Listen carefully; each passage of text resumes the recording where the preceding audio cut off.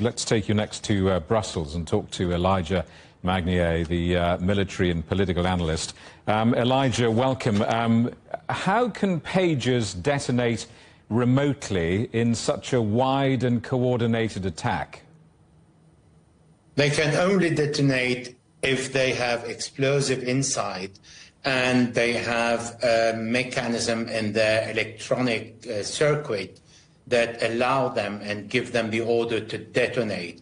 But not only that, inside the pagers, the expert found today metal balls within and around the battery that allow the explosive force to propel these small metal fragments outward, significantly increasing the lethality of the blast. This is why there are a very large number of casualties who lost their fingers, who lost one eye or both eyes, and they have been severely damaged, but others did not suffer anything because some of these pagers failed to explode. It goes without saying, doesn't it? This is obviously already an unstable region. What does these events do to that fragility? Well, it increases the tension. It is an attack against the combatant and non-combatant, because Hezbollah is made of a military wing and a civilian wing. It is present in the parliament and in the government, and many people, even among the medical team, have been affected by these explosions.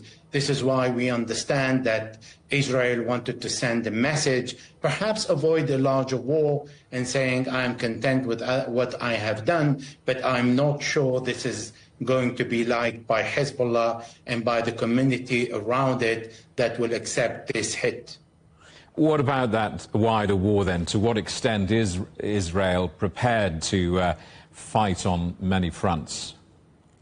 Well, we're dealing with the Prime Minister, Benjamin Netanyahu, that is a highly skilled personage who managed to attack Tehran, Beirut, and Hodeidah in Yemen when he was cornered, and then he managed to bring down the tension domestically by telling all the far right-wing ministers that he doesn't need to go to an all-out war.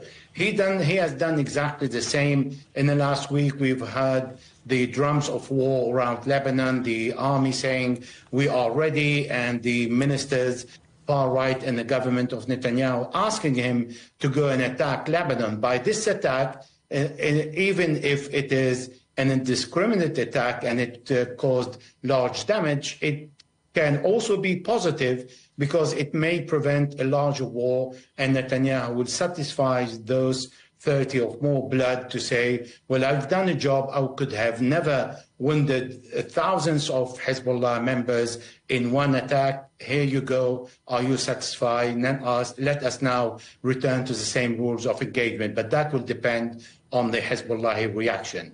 Elijah, thank you for that. Elijah Magnier, the military and political analyst in Brussels.